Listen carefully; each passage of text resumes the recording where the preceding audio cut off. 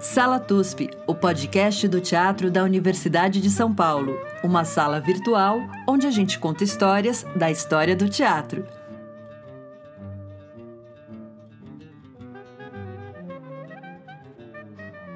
Olá, ouvintes do Sala TUSP, bem-vindos à nossa sala virtual. Hoje, num dia triste, mas de festa, porque nós estamos com um convidado especialíssimo. Eu sou Maria Tendlau. Bom dia, frio. Chico Pérez, em Bauru. Bom dia, Maria. Bom dia, ouvintes. E eis que se faz o milagre e Bauru chega a 3 graus, também como o resto do país, né? Aqui a boquinha do inferno congelada. Mas aí seguimos, amarrados e esperando que o clima esquente. Mas hoje a conversa vai ser boa, vai ser quente também, né? Pois é, hoje nós estamos falando com simplesmente o orixá do teatro, futuro presidente do Brasil, segundo Aderbal Freire Filho, o nosso incrível Amir Haddad. Oi, Amir! Oi, querida. Meu Deus, que apresentação importante que você fez. Eu vou começar a cuidar da minha campanha já. O Aderbal fez isso, ele me apresentou mesmo como candidato. Querido Aderbal. Queridíssimo, programa maravilhoso. Eu vou primeiro te apresentar aqui, porque pode ser que tenha alguém que tenha vindo de Marte e não saiba quem você é. O Amir, ele é diretor e ator. Ele, desde a década de 70, dirige grupos alternativos. Isso é engraçado, né? Eu achei nos currículos por aí na internet, grupos alternativos. Mas, enfim, talvez você conheça ele de imediato, porque ele é diretor do Tá na Rua, grupo histórico, carioca, 40 anos de vida. Mas, Amir, antes disso, é um mineiro de Guaxupé, um sírio mineiro de Guaxupé. Esteve em São Paulo a partir de 1954 na capital e, junto com o Zé Celso e com o Renato Borghi, fundou o Teatro Oficina. Simplesmente isso. Depois de um tempo, o Amir foi para Belém, onde ele fundou a Escola de Teatro de Belém. Essa história é muito interessante. Sempre esteve ligado a questões do ensino do teatro, do compartilhamento, tem um pensamento muito próprio sobre teatro e sobre cidadania, enfim, uma pessoa muito importante para a gente conhecer, pensar e ouvir. Quando foi para o Rio de Janeiro, fundou um trabalho lá com um grupo chamado A Comunidade, no MAN do Rio de Janeiro, e após isso, em 1980, forma o Tá na Rua, que está na rua até hoje. Mesmo agora, em pandemia, está na rua, Amir? Com limitações, não é? O espaço público está interditado. Talvez da área da cultura, a atividade que mais sofreu foram as atividades de cultura na rua, né? E especialmente o teatro na rua, o meu teatro. Então, há mais de um ano que a gente não põe os pés na rua. E faz muita falta, mas a gente está ameaçando sair mesmo sem que o vírus vá embora. Vamos transgredir um pouco. Mas não está dando para ir para a rua. É muito ruim, é muito ruim. Tenho trabalhado muito internamente com o meu grupo, nós temos um coletivo muito coeso, unido, forte, e é muito agradável estarmos juntos trabalhando e inventando também coisas para fazer, mas não temos ido à rua e sentimos muita falta. Imagino. Eu vi que vocês estão com trabalho sobre mulher, estão fazendo algumas atividades online, né? Eu não sei exatamente qual que se refere. Eu tenho trabalhado muito online. Eu dou muita aula, eu sou professor. É uma atividade, como você disse, que entrou na minha vida quando eu fui para a Amazônia, para Belém do Pará, trabalhar lá num curso de teatro que virou uma escola de teatro, fundada por mim e pelos meus companheiros de lá, Maria Silva e Benedito Nunes, e onde eu me descobri uma vocação para o ensino do teatro. E desde então eu sou muito ligado a essa questão. e eu tenho uma escola de teatro aqui na cidade do Rio de Janeiro. É a Escola Carioca do Espetáculo Brasileiro. Então, eu tenho trabalhado muito virtualmente. Como a minha escola não pode receber alunos ao vivo, a gente está sem esse contato presencial, eu tive de partir para um tipo de atividade relacionada da aula, embora não seja presencial. Mas eu faço um curso já há mais de um ano, que é muito bem sucedido, é muito procurado, é muito apreciado. Chama Estúdio A. O Estúdio A era um setor da atividade da Escola Carioca do Espetáculo Brasileiro, um setor voltado especialmente para a dramaturgia. Além do trabalho de ator, que é o principal, que eu gosto muito, e que é um trabalho muito livre e sem dramaturgia escrita, do meu trabalho de treinamento de ator, eu tinha um separado que era justamente para o ator ter familiaridade com o texto. Eu sou um grande apreciador da literatura dramática, eu sou bom leitor, eu sei ler peça de teatro, entende? E gosto de ler.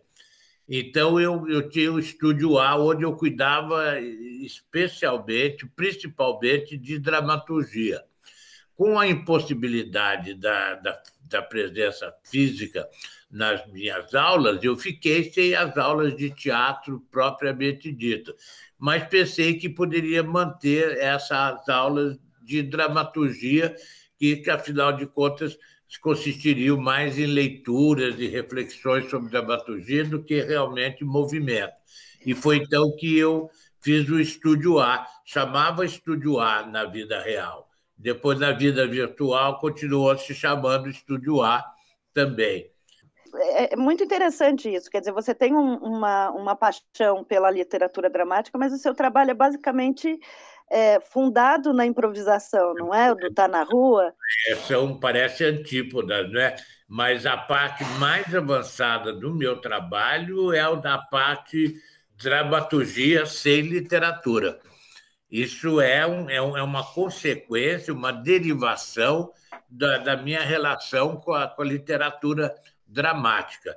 E todo o meu trabalho no teatro, ao largar a literatura dramática, ao ir para a rua e ao encarar o ator como um artista capaz de muitas possibilidades, eu criei uma trindade, entende? Sobre a qual pousa o meu trabalho, que é ator sem papel, teatro sem arquitetura e dramaturgia sem literatura.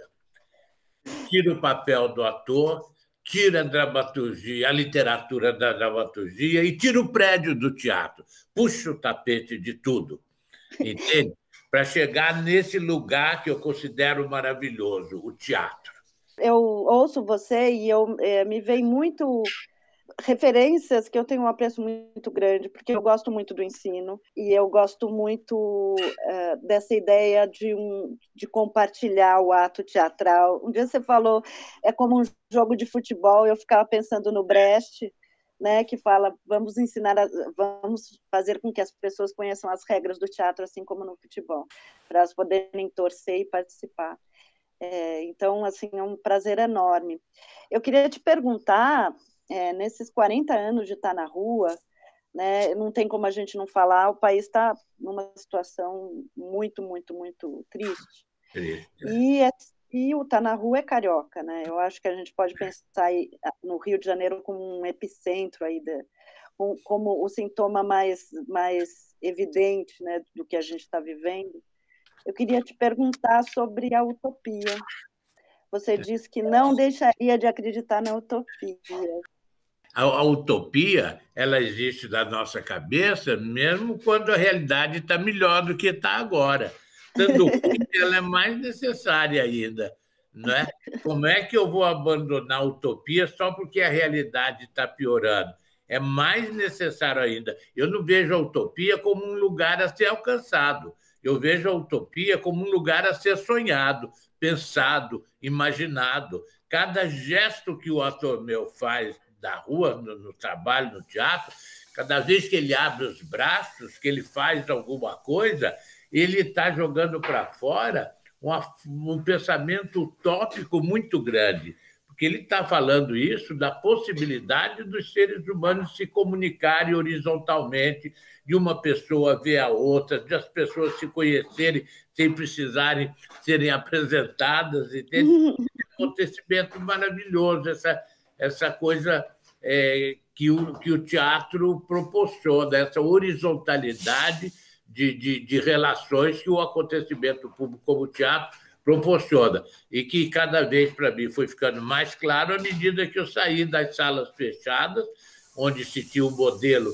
da sala italiana desenvolvida pela burguesia, e fui trabalhar nos espaços abertos da cidade, onde nenhuma parede me envolvia, a não ser a construção do meu próprio espetáculo. A arquitetura do meu teatro na rua que é construída pelo espetáculo, pela dramaturgia sem literatura, pelo ator sem papel e pelo teatro sem arquitetura.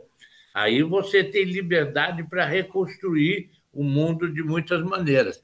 Então, a utopia está dentro disso tudo. E quanto mais absurda fica a realidade, mais necessário a gente tem que ter um pensamento de esperança.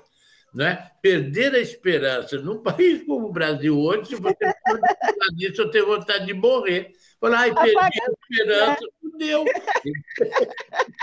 Apaga a luz, porque daí não resta mais nada. É o fim do poço, né? A gente tem que estar no fim do poço, mas com classe. Então, eu costumo dizer o seguinte, a esperança é a penúltima que morre.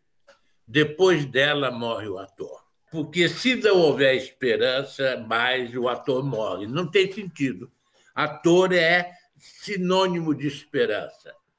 É sinônimo de possibilidade, é sinônimo de futuro, de modificação de outro mundo. Por pior que seja a realidade, enquanto houver alguém que consiga falar sobre ela com alguma clareza, está aceso a confiança no futuro da humanidade e do ser humano, entende? Está vendo? Por isso que ele é o futuro presidente. Esse é o discurso de candidato. Né? Não, é um discurso de potência, né, que a gente precisa. Eu vou tentar reconstituir, eu não vou te perguntar nada de novo que você já não tenha respondido milhares de vezes, mas tentar reconstituir para quem está nos ouvindo, porque a gente trabalha sobre a história da teatralidade brasileira, né? É um pouco o seu percurso. Eu li uma história que eu achei muito interessante, que você prestou IAD quando chegou em São Paulo e não entrou. E eu tentei e fui reprovado pelo Alfredo Mesquita.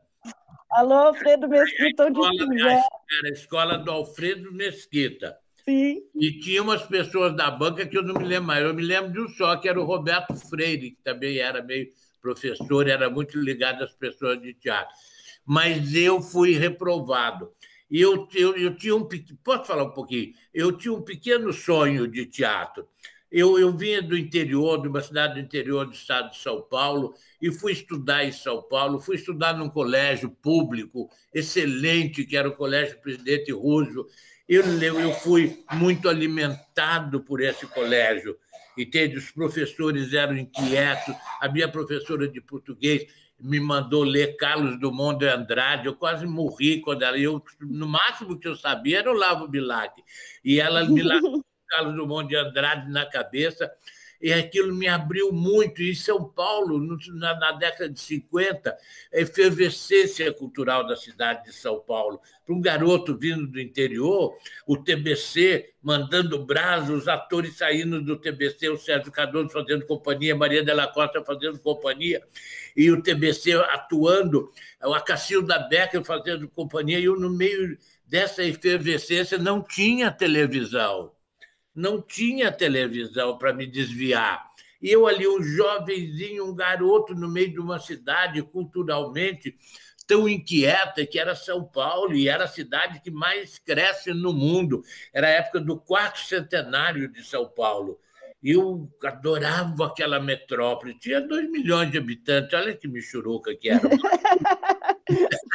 Mas era uma coisa fantástica, maravilhosa. Eu, vindo do interior, naquele lugar fantástico, e fui morar numa pensão, ele estudava de noite e trabalhava de dia. Fui morar numa pensão e o meu colega de pensão, olha que a vida, era o Serginho Mamberti. Meu querido amigo Sérgio Mamberti. Nossa, pensão de alta classe. E aí fiquei lá e ele falava assim para mim, amigo, vamos fazer exame nessa escola de arte dramática. Eu falei, está louco, Serginho? Por que eu vou fazer na escola? Ele falou, vamos, cara, não custa nada, vamos lá. Tem fulano que vai, tem um amigo meu que está indo, tem uma amiga, a Miriam Muniz, que está indo, vamos fazer. A Araci Balabanian, minha amiga, vai fazer. Vamos fazer. Eu falei, eu não tenho nada a ver com isso, Sérgio, não tem nada a ver com o teatro. Eu gosto de ir ao teatro, mas não é uma opção minha. Eu não quero. Você é advogado, Sérgio. E ele falou, não, amigo, vamos fazer. Aí ele insistiu tanto que eu fui. Eu fui, Maria. E ele passou e eu fui reprovado. Aí, meu Deus do céu, aí eu entrei em brilho. Eu falei, eu quero fazer teatro. Nada como um não, né? Uma reprovação dessa, né? Eu fui reprovado. Ele entrou e eu, 1 ano depois, estava com o grupo Oficina com o Zé Celso e o Renato Borg, que era o meu colega de faculdade. Entende? Porque vocês se conheciam do Largo de São Francisco, né? Daí, era o primeiro ano da faculdade, sentávamos juntos, falávamos mal da faculdade o tempo todo, acenávamos para o teatro, e aí, quando eu fui reprovado, não sei se eles falaram para mim ou que pensei, falaram, vamos fazer o nosso grupo. E o Renato Borg tinha estudado no Colégio São Bento. Ele falou, o Colégio São Bento tem um teatro aí do Lago São Bento, o colégio ali, né? Sim. Tem um teatro ali, um auditório, nós podemos fazer uma peça lá. O Renato falou, vamos fazer uma peça lá, não esqueça essa coisa de escola. E fomos fazer. Escolheram a Cândida, do Bernard Shaw. E eu nunca tinha ouvido falar da peça. Eu li e eu achei legal. Aí eles foram ver lá, tinha 2 papéis masculinos, 3. E tinha 2 amigos do Renato e ele. Os 3 papéis masculinos estavam já com o dono. Eu falei, e agora? Vocês vão fazer a peça, o que eu faço? O Renato falou, você dirige. Eu falei, eu dirijo? Ele falou, a gente faz de ator, você dirige. Olha, assim que eu comecei a dirigir. Entende? Ele falou, você dirige. Nós fomos lá para o Colégio São Bento e eu dirigi a Cândida do Bernard Shaw. E o espetáculo ficou bom. Fez sucesso, as pessoas diziam que nós éramos um diamante a ser polido, a ser lapidado, que era um conjunto de talento muito grande ali naquele lugar. E daí é o núcleo do Teatro Oficina. Entende? Sair daí e ir para o outro teatro, era o Teatro Novos Comediantes, onde hoje está construído o Teatro Oficina. Tinha um teatro lá, que era um teatro kardecista, que fazia peças espíritas ali. Era bem legal, era um lugar simpático, não era um lugar... Sim. Não, lugar super alto astral. Muito. Então, era nesse lugar que foi demolido. Hoje, ali naquele lugar, tem o Teatro Oficina. Então, o meu caminho foi um pouco isso, entende? Dado a minha reprovação, e 1 ano depois eu já estava fazendo teatro e o Serginho ainda estava estudando voz com a Maria José de Carvalho, apresentando. Ou seja, jogaram o Amir aos lobos e ele voltou coordenando a matilha, né? Voltei liderando. Venham lobos!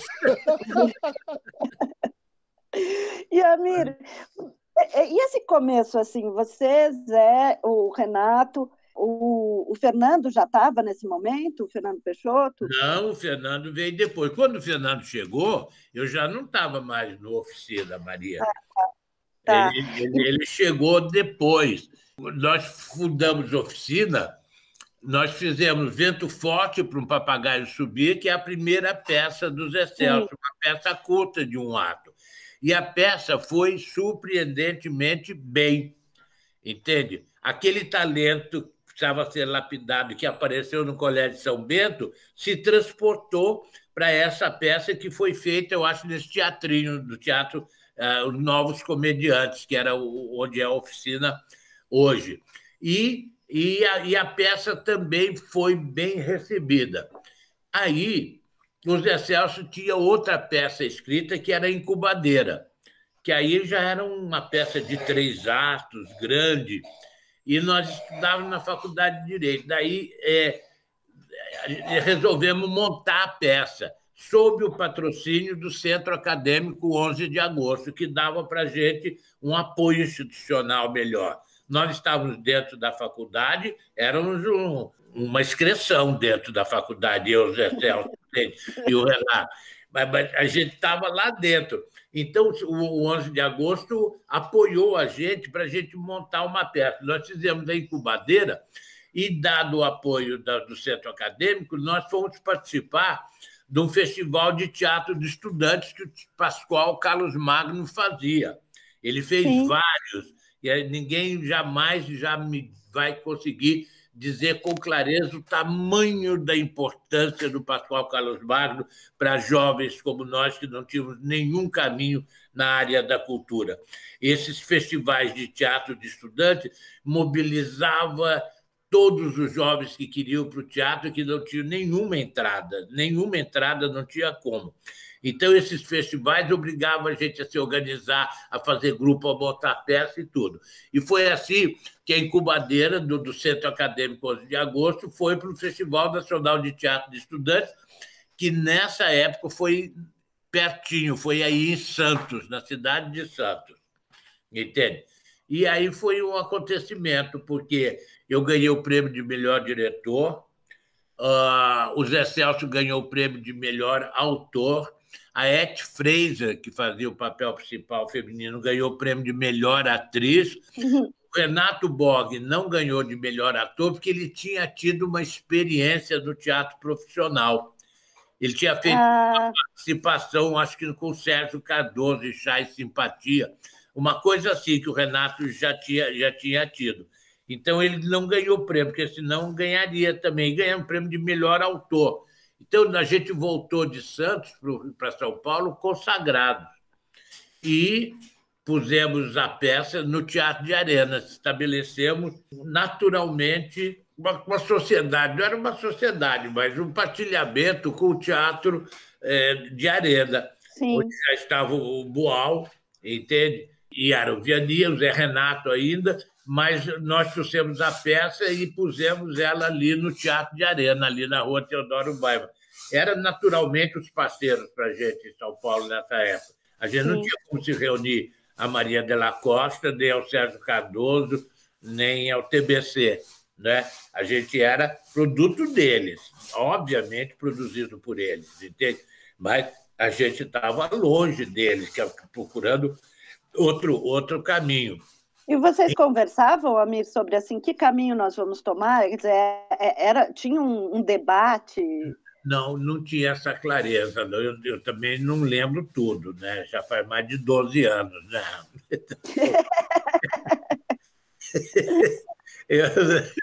eu não lembro tudo. Mas a gente conversava, acho que sobre o que fazer, como fazer, vamos montar, não vamos montar, onde vai ser.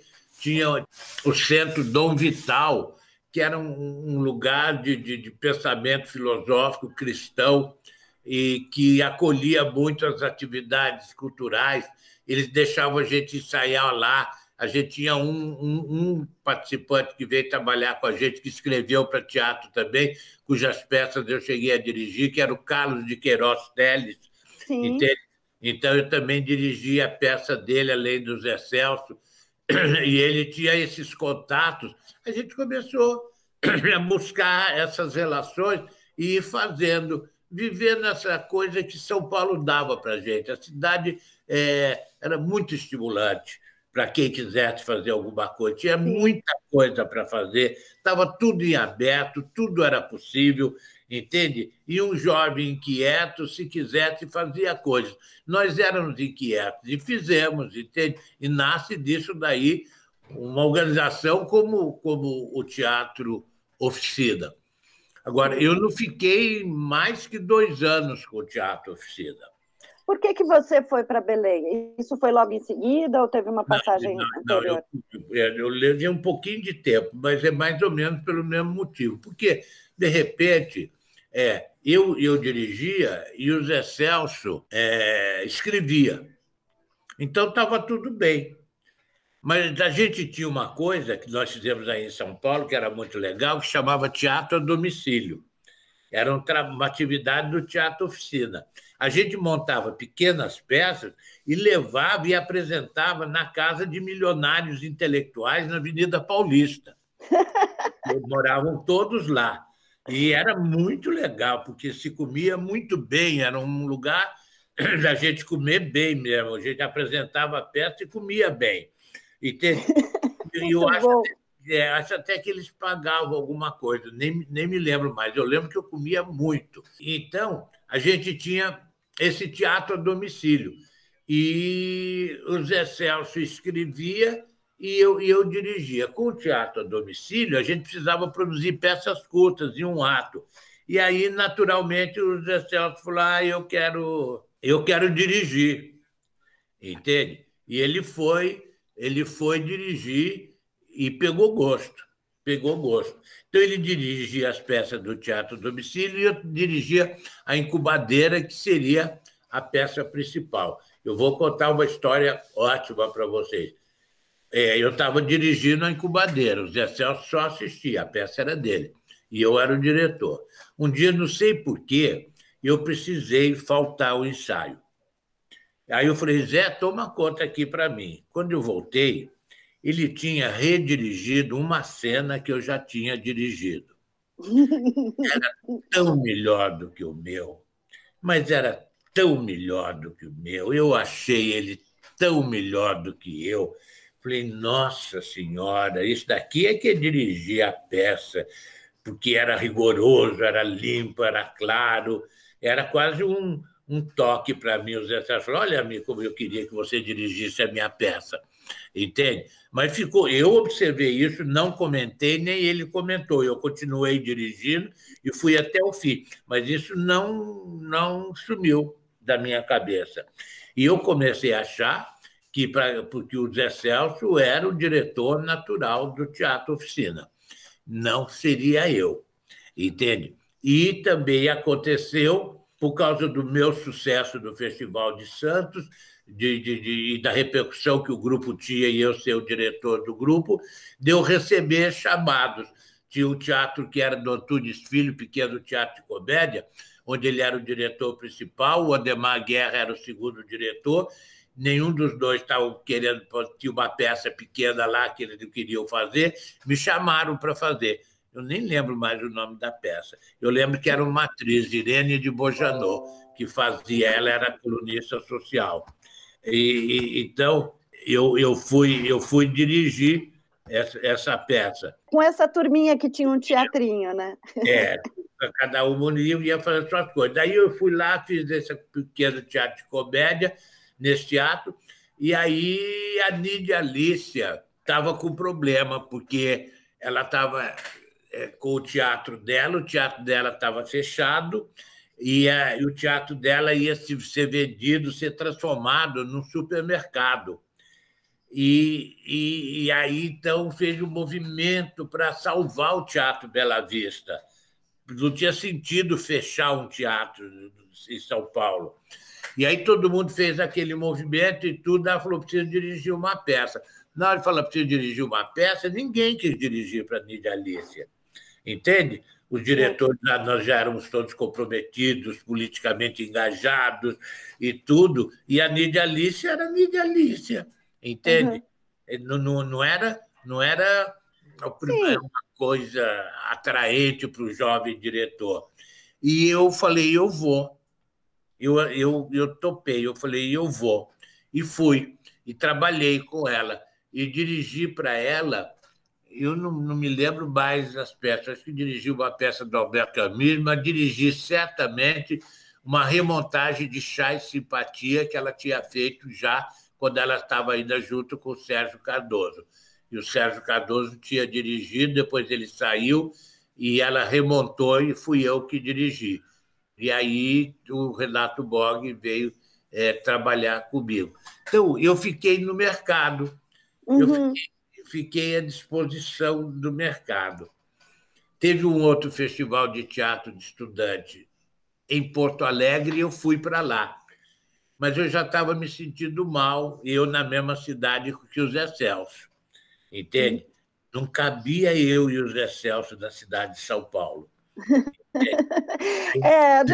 Não dá, São Paulo não aguentaria tanto. Era pequeno demais para nós dois na época, entende?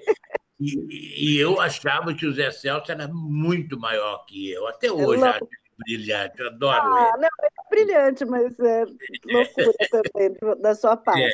E eu avancei também.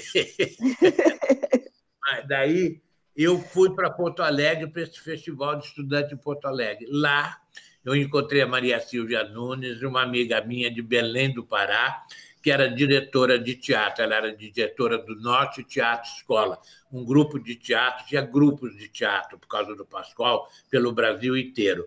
E o Norte Teatro Escola era o grupo que ela dirigia, e eles estavam lá, eles fizeram o Édipo Rei, com muito sucesso pelo Brasil inteiro. O ator principal era o Carlos Miranda, que trabalhou muito tempo no teatro, trabalhou no Serviço Nacional de Teatro, acho que foi diretor do Serviço Nacional de Teatro, já falecido. Aí eu fui para lá e encontrei a Maria Silvia. Aí ela falou: Amir, a gente está querendo fazer um curso de teatro de 1 ano. A universidade vai fazer um curso de iniciação ao teatro ligado à reitoria durante 1 ano.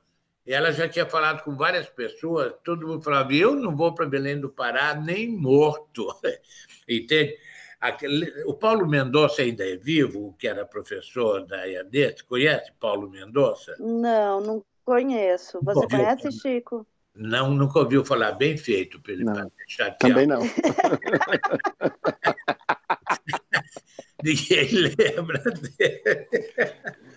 dele. Ele falou assim: mas você vai para Belém do Pará? Eu falei: eu vou, Paulo, porque ele falou: mas não existem condições sociológicas para fazer teatro na Amazônia. Ó, paulista como é escroto, né? Ai, gente, escroto.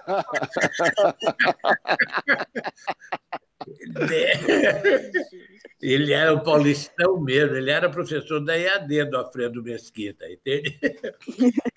Ele falou: não existem condições sociológicas para fazer teatro em Belém do Pará. O que são condições Sei lá sociológicas? o que é. Eu acho que tinha Ué, gente, o João das Neves não foi lá para o Acre, que era um lugar que a gente nem sabia que existia, dirigir as coisas? Fez um trabalho maravilhoso no Então, Acre. Mas foi bem depois de mim, o João foi bem depois de mim, que eu fui para Belém condenado ao desaparecimento. Mas eu não tinha outra escolha. O Zé Celso estava muito grande em São Paulo.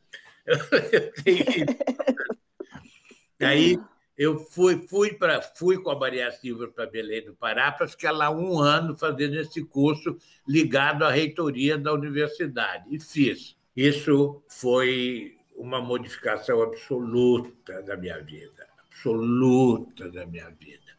Eu não sei, agradeço a Deus, a quem, não sei, de ter me aparecido essa oportunidade, por um lado. E depois agradeço muito a meu espírito aventureiro ter topado ir para o Pará, coisa que ninguém queria ir para aquela longura amazônica.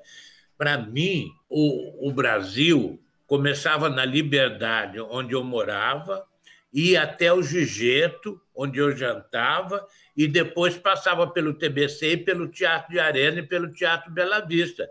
Você vê que pequenininha que é essa área, né? Sim. Isso aí era o Brasil para mim, entende? Bom, eu sou paulistana, eu sei exatamente. Aqui você pode passar a vida achando que o mundo são 3 bairros, mesmo. Isso. Nem São Paulo conhecer. E estou falando porque conheço de leste a oeste, norte e sul de São Tudo. Paulo. Pois é, você pode imaginar na época, então, a cidade menor, e esse núcleo eu vivia aí dentro, era tudo para mim.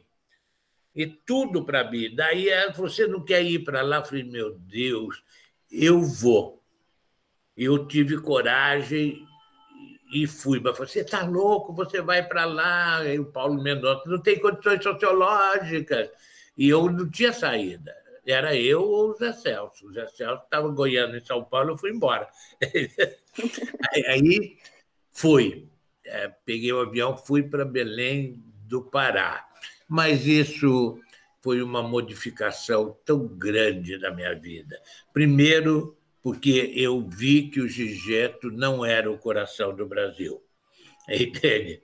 Eu vi que o Brasil era maior do que esse trajeto que eu descrevi para você. Eu vi que era muito maior. Eu passei 4 horas num avião sobrevoando a floresta amazônica.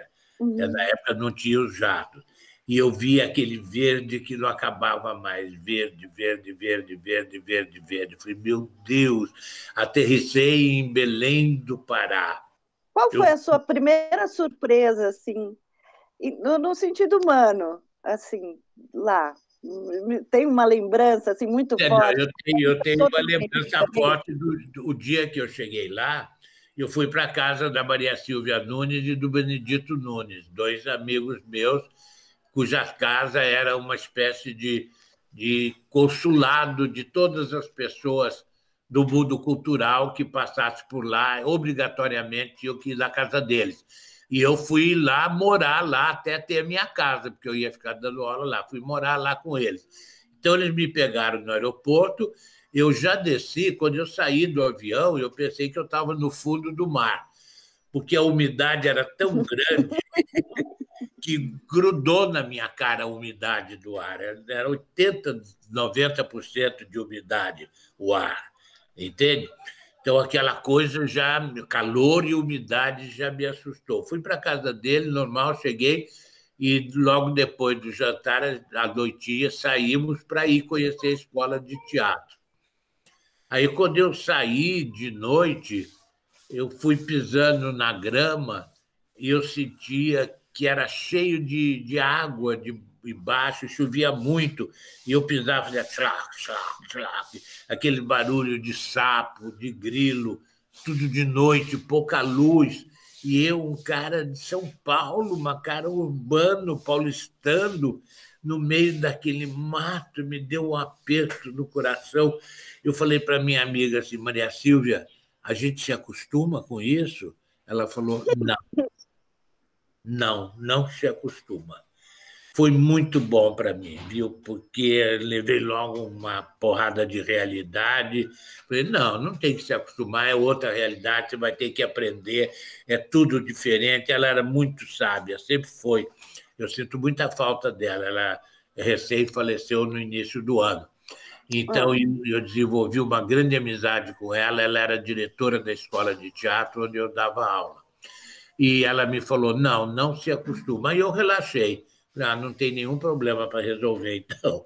E fui para a escola de teatro. Esse é um fato.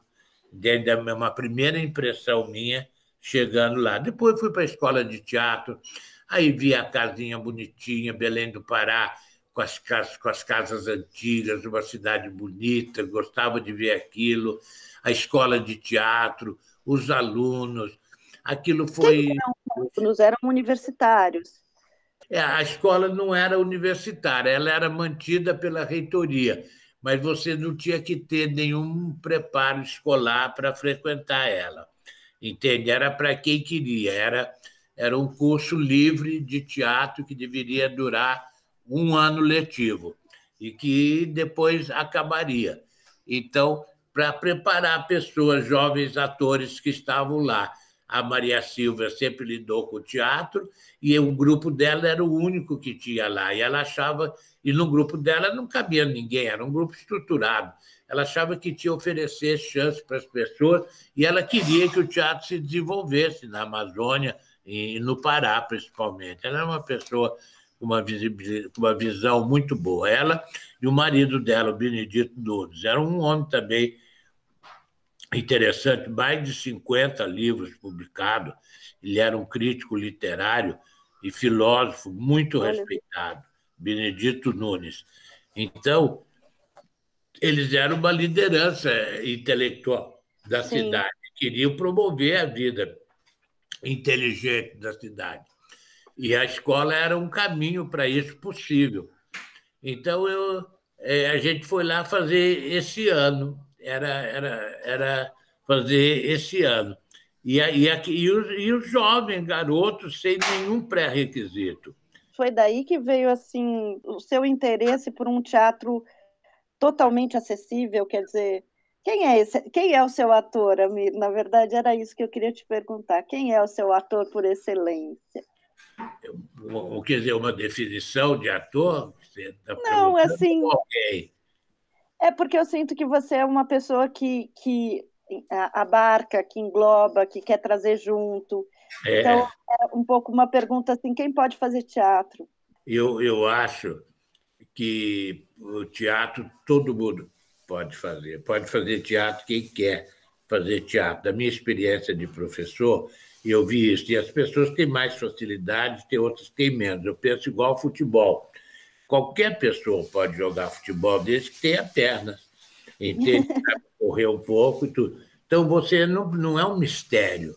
Agora, você jogar bem, você ser um craque, isso aí é investimento, desenvolvimento, talento, aptidão, vontade de fazer aquilo. Mas poder, todo mundo pode. Então, eu nunca reprovaria um aluno num exame vestibular de teatro. Entende? Você não pode entrar na escola de teatro. Uma vez eu vi o Sérgio Brito falando assim, num exame dele, falando para o aluno na escola de teatro: olha, você gosta do teatro, mas o teatro não gosta de você. Eu achei isso um horror, falar uma coisa dessa para um jovem que está procurando teatro. Eu nem sei nem onde foi parar esse jovem, nunca mais eu vi. Mas eu jamais diria para a pessoa: não faça isso. A pessoa quer fazer teatro, e eu estimulo, mete as caras e vai até onde você puder. Todas as pessoas que se aproximam de mim, do meu grupo e da minha escola de teatro, são bem recebidas. Eu cobro um mínimo dos atores para manter a escola, mas a maior parte dos atores que trabalham comigo não pagam. Entende? Que não tem dinheiro, e eu jamais mandaria um deles embora porque eles não têm dinheiro para pagar. Então, eu acho que o teatro é uma coisa muito boa, essencial. Acho que todo mundo devia fazer teatro. O teatro faz bem para a saúde, o teatro regenera, o teatro salva, o teatro recupera. Entende? Então, eu achava que ser artista não é uma especialidade, é uma possibilidade do ser humano, entende? Sem restrição de nenhuma espécie. É uma possibilidade de você ir ao encontro de você mesmo, da sua livre expressão, da sua vida, da sua fisicalidade. Você caminhar na direção da sua expressão teatral é você caminhar em direção a você mesmo. Por isso que também o teatro, para mim, sempre foi uma fonte de recuperação de saúde mental e física, entende? Porque mexe com tudo isso. Então, eu sempre achava que o teatro estaria ao alcance de todo mundo. Então, as pessoas que se aproximam de mim para fazer teatro são recebidas desse jeito. Agora, se por acaso elas não quiserem olhar a vida, elas não aguentam o meu curso de teatro. Elas não aguentam, elas vão embora. Já tem meu voto, Amir. Eu voto em você para presidente. Você está gostando da minha campanha? Tô gostando da sua campanha. O teatro salva. Eu tenho certeza que salva. Me salvou e salva muita gente, muita gente. Eles chegam, vê a ideia do que é o ator, do que é o teatro, qual é o nível de cidadania que é exigido de cada um. Se não derruba a vaidade, ele vai embora, entende? Então, é difícil, porque ataca todos os valores ideológicos que construíram o seu afeto. Os valores ideológicos não são valores mentais só, mexe diretamente com o afeto. Então, eu faço um desmonte ideológico da afetividade, para que jorre uma afetividade mais pura, mais verdadeira, mais transformadora de cada um. Se você se entrega ao teatro, o teatro se entrega a você. O teatro gosta de você, sempre gosta de você. Certamente, certamente. Amir, deixa eu dar um pulo, assim, um duplo twist carpado aqui, porque a gente tem um tempo, mas eu fiquei muito curiosa, uma coisa que eu queria te perguntar, sobre um dos primeiros trabalhos, se não o primeiro, do Tá na Rua, que é o Morrer pela Pátria. Eu achei tão interessante, pensando que a gente não imaginava que iria viver de novo algumas coisas, né? Quer dizer, na verdade, a gente fechou o olho para uma coisa que continuou por baixo, né? Mas, enfim. O que você pode contar desse trabalho e se a minha intuição está certa, se de fato é um trabalho que talvez hoje falasse bastante? Não, é um trabalho básico em tudo na minha vida, isso daí. Eu fiz um espetáculo que chamava Dar Não Dói, o que dói é resistir, não é? Que era, quando o Lula foi eleito, eu fiz esse espetáculo, porque a gente passou todo o período neoliberal da ditadura, com o Fernando Collor, com o Fernando Henrique Cardoso, todo esse período neoliberal, a gente passou na flauta. Ninguém mais falava de ditadura, parece que o país não tinha tido nenhum problema, a gente estava vivendo bem. Aí o Lula foi eleito. Eu falei, a barra vai pesar. A barra vai pesar, porque agora não é o Fernando Henrique Cardoso, o professorzinho charmoso, entende? Das elites, entende? É um operário. Agora a barra vai pesar. Então, no primeiro mês de mandato do Lula, eu comecei a montar um espetáculo que chamava Dar Não Dói, o que dói é resistir. E eu fiz esse espetáculo durante os 2 mandatos do Lula. E eu contava nesse espetáculo a história da ditadura brasileira e a resistência da cultura à ditadura. Entende? Os percalços que nós, da cultura, tivemos que enfrentar durante o período da ditadura, para alertar as pessoas, porque eles iriam atacar outra vez, como atacaram. O primeiro mês já estava o mensalão em cima do Lula. Entende? Ele começou e os ataques começaram. E esse espetáculo, a respeito disso que você falou, terminava o meu personagem eu fazendo um discurso e dizendo para a plateia, que eram os atores misturados no meio da plateia, era tudo uma coisa só, no meio da rua, dizendo para eles tomarem cuidado, porque os lobos estavam vestidos com peles de cordeiro. Eu falava, não acreditem. Não acreditem, eles não foram embora, eles não foram eliminados, eles estão aí no meio de vocês, no meio daí do teu lado tem um cordeiro que é lobo disfarçado. E eles poderão atacar a qualquer momento. E, de fato, atacaram e finalmente estão aí mostrando os dentes, né? Grunhindo, ameaçando, fazendo tudo que eles fizeram. Então, durante todo o governo progressista, durante todo o período do PT, eles ficaram em cima e acabaram mesmo dando golpe e afastando o candidato do PT eleito e colocaram esse governo que está aí. Então, mas isso lá em 2004, 2005, a gente já anunciava, os lobos estão vestidos com peles de cordeiro. Não acreditem, porque em outros países eles foram presos, eles foram mortos, eles foram fuzilados. Aqui não, eles estão vivos e disfarçados. Eles voltarão. E era uma coisa profética. Um pouco Cassandra, né? E as pessoas entravam na onda ou não? Elas duvidavam? Ouviam. E o povo ouvia interessado. Os intelectuais diziam que era uma provocação retrô. Entende? Adoro o retrô. Então, Adoro, ótimo, né? o política está fora de moda. É, isso Assim. foi uma provocação retrô, a Miradade falando essas coisas de ditadura em 2005, entende? Era uma provocação retrô, não tinha sentido falar disso. E cada vez mais tem sentido, estamos vivendo tempos horríveis, né? Estamos vivendo tempos horríveis. Nem nos piores momentos da ditadura eu me senti tão mal como me sinto agora. O meu teatro é filho da ditadura. Eu sou filho do governo Médici. O Tá na Rua é filho do governo Médici.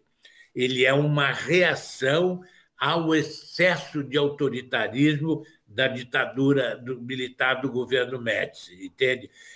Não suportando mais a pressão que caía sobre a nossa cabeça, nós fomos para a rua e buscar um espaço de liberdade onde eles não nos alcançassem, onde eu não sentisse que eles poderiam me controlar a qualquer momento.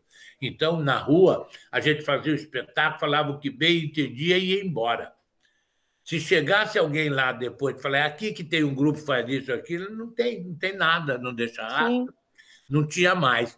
Então, foi assim que eu fui para a rua. Nós somos filhos do governo Médici, nós somos filhos da ditadura, nós somos uma contradição do sistema autoritário brasileiro. E eu tive essa coragem.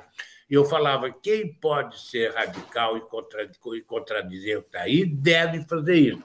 Não aconselho ninguém que tenha filho, família, um bom salário, que esteja bem estabelecido a fazer isso, porque o risco de perder é muito grande. Mas eu não tenho nada a perder. Eu não tenho nada a perder. Então, eu vou investir na minha liberdade e consolidar ela para sempre. E é isso que eu tenho feito. Desde então, o meu trabalho todo é esse. Nós somos filhos da ditadura, rebeldes. Mas a rua mudou nesse tempo? Não, mas muda muito. É cheio de altos e baixos. No momento, é uma tristeza. É uma tristeza por causa do governo federal, mas principalmente porque o Rio de Janeiro esteve 4 anos com um prefeito chamado Crivella, que é uma tragédia. É do paralelepípedo até o cidadão no topo da pirâmide. Todos arranhados. Todos é pior do que o Lacerda? Eu nem lembro mais do Lacerda, entende? Porque eu fico pensando no Lacerda na época anterior, né, ao golpe, que perseguia também muito. Era só para fazer uma comparação forçada, tipo assim, a gente pior. O Lacerda tinha a fama de muito reacionário, mas o que tem de memória do Lacerda no Rio de Janeiro é o Aterro do Flamengo, uma obra maravilhosa que, né, as pessoas, se não fosse esse aterro do Flamengo, eu não sei o que aconteceria com o Rio de Janeiro, né? Então, esses aterros, essas obras, essas coisas urbanas que o Lacerda fez muito, mas era associado aos maiores reacionários. Mas não há, eu acho, termo de comparação. Eu acho que esse Crivella é pior de qualquer coisa. É o bispo de Satã. É muito ruim. Ele é evangélico daqueles, entende? E trabalha para a igreja dele, entende? E odeia o Rio de Janeiro. Ele não suporta a fisicalidade do Rio de Janeiro, a sensualidade do Rio de Janeiro, a vida do Rio de Janeiro. Ele fechou tudo, a cidade é triste. A cidade do Rio de Janeiro é triste. Nós agora estamos começando o movimento de recuperação da identidade carioca e a cultura vai ser um dos instrumentos que o novo prefeito Eduardo Paes, que já foi prefeito, com quem eu já trabalhei, quer utilizar para restaurar um pequeno sorriso que seja nessa cidade. Sim. Ela foi muito maltratada. A cidade está triste, está feia, está esburacada, está abandonada. É criminosa a gestão desse Crivella, mas é criminoso mesmo. Ele está preso, mas ele está preso na casa dele, prisão domiciliar. Ele tinha que ir para uma cadeia de verdade e encarar os presos lá, entende? Que iam acabar com a vida dele. Queria ver ele ficar inocente na prisão. Amir, o que você faz quando você está com muito ódio?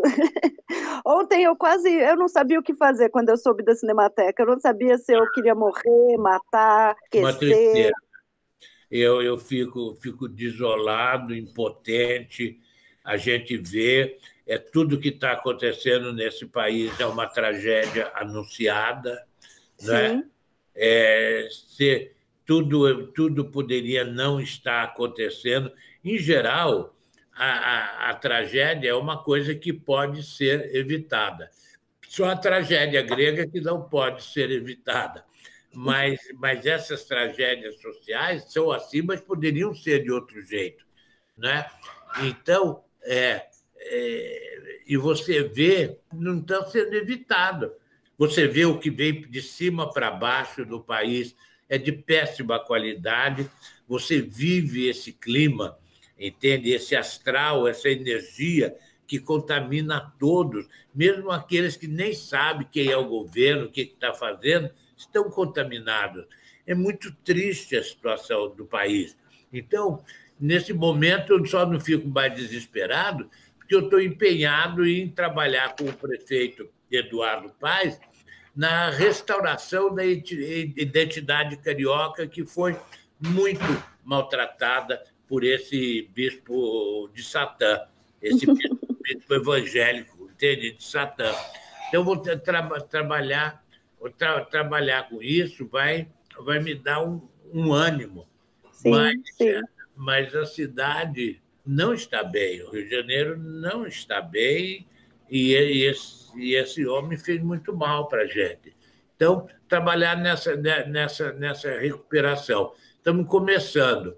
Teve um encontro grande, o prefeito mobilizou todos os setores da cultura para pedir que a gente se organizasse para fazer o Rio de Janeiro recuperar a sua identidade. Vou para a rua outra vez. Vem para a rua, vamos para a rua. A gente precisa de você. A gente está no topo do tempo, mas eu queria terminar aqui te recolocando uma frase sua, que dizia que a festa é a possibilidade do grande pecado, e eu amei isso em tempos de bispos do Satã. Eu queria que, em breve, muito breve, nós possamos retornar ao grande pecado. Isso. A pergunta é, festa onde? A gente só tem que ir. Tem que ir. Eu digo também, Maria Francisco, que a gente tem que recuperar a indignidade perdida. É urgente. Muito urgente. A dignidade acabou com a gente, acaba. E a gente, da área criativa, da área de cultura, tem que recuperar a indignidade perdida. Eu vou assim, com essa ideia. Eu tenho uma frase, eu não sei de quem que é, se é do Rimbaud. Eu acho que é do Rimbaud, que fala: por délicatesse, je perdu ma vie. Isso. Vamos acabar com essa delicadeza e vamos resgatar a nossa dignidade. Eu não quero saber. Por delicadeza, eu perdi minha vida. É o recuperar a indignidade perdida. Recuperar a indignidade perdida, recuperar a liberdade, fazer um desmonte da couraça afetiva que botaram sobre a gente, que botam, e se a gente não toma cuidado, a gente enrijece e fica prisioneiro dela. Isso eu fico feliz porque a minha profissão, que é o teatro, me permite fazer isso. Já pensou se eu fosse médico? Não é? Poxa vida. Cientista. Então, a função importante que a cultura tem nesse momento no país. Nós somos, entende, os vetores da esperança, entende? Então, enquanto houver ator, enquanto houver teatro, enquanto houver música, enquanto houver dança, haverá esperança, porque isso não se constrói sem esperança. A esperança é a matéria-prima de toda e qualquer produção criativa do ser humano. E isso é o que pode nos salvar. Desistirmos da vida cultural agora é nos condenarmos à tragédia, à morte, inevitavelmente. E você vê que é isso que esse governo procura fazer. Nenhum investimento na inteligência, nenhum investimento na acessibilidade, nenhum investimento na cultura, porque isso produz luz. E a luz é uma coisa horrenda para quem vive nas trevas. Sim. Entende? Sim. Então, é perigoso demais, né? Demais. Então, nós temos que ser a luz das trevas.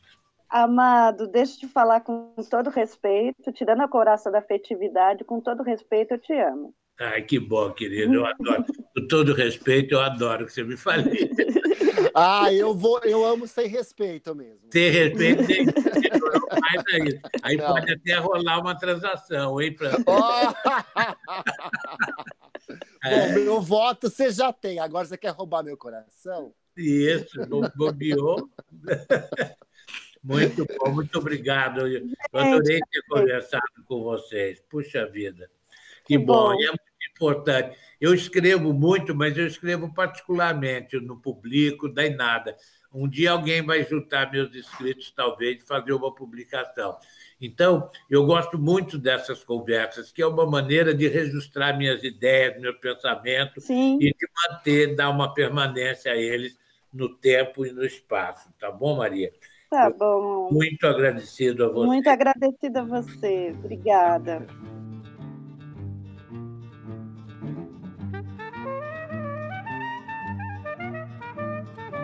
Esse foi o Sala TUSP. Sala TUSP, o podcast do Teatro da Universidade de São Paulo.